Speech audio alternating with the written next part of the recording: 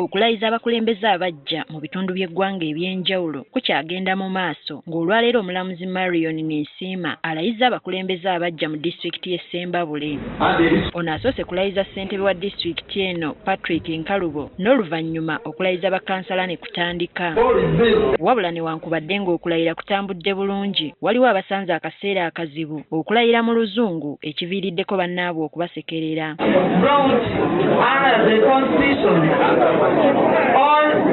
Or I shall come to my knowledge in the name of Allah, that I will not directly or indirectly communicate or review the matter in any person. Oluvannyuma bano balonze sipiika wa disitulikiti era Elias Kasozi yawangudde ekifo kino nga naye olumaze okulayizibwa n'alonderawo mumyuka we Olivia Nakayiwa. Abakulembeze abalayiziddwa beeyamye okukola obutaweera okulaba nga baweereza bulungi ebitundu mwe bava. Kansala tetuzze lwa kwambala masuuti oba tetuzze nti tuzze lwa kuba twabadde ne ssente nnyingi. Ebiruubirirwa bya kansala oba ekireetera kansala okwesimbawo bibeera nga bina. Ekisooka kwe kulondoola pulogulaamu za gavumenti ku muntu wa wansi ddala zituuka. Ssente za parish modo oyo alina ozifuna yazifunye. Mu kansala tugenda kugezaako okuzigoberera nga bitambula bulungi. Kyokka bano basabiddwa okukolaganira awamu okulaba nga batuusa obuweereza ku bantu. Entalo tezirina kalungi n'akamu kezireeta. Entalo zo tuzabali bannaffe emabega ne gavumenti.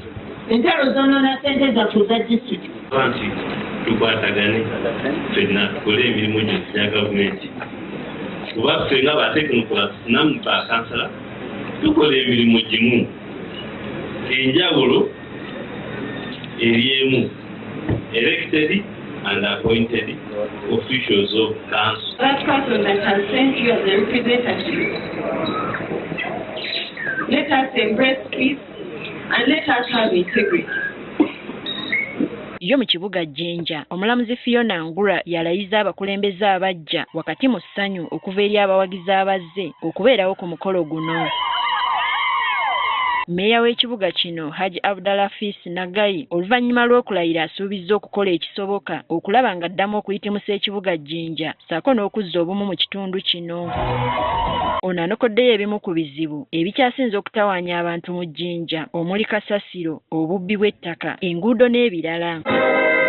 Abakulembeze abalala abalayiziddwa nabo batubuulidde bye bagenda okusoosowaza mu bukulembeze bwabwe era ne beeyama okukola ekisoboka okutuusa obuweereza obulungi mu bantu. Jinja tulina ebizibu ebiwerako. Ekisooka tulina ekibbattaka, ekyo kyafuuka oba kya maguzi. Buli muntu mukulembeze ajja ogenda okulaba nti era ono yabbieko kino ate kino babbye kino. Bambiera ndifiiru kati tulina etuwa bisasiro. Tida kuiza mukono kozi tuli kwenda idinda kukulaakulana. Mwebale ino mwebalire. Baba baddewo okulayira kuno nga kugenda mu maaso balaze essuubi mu bukulembeze buno.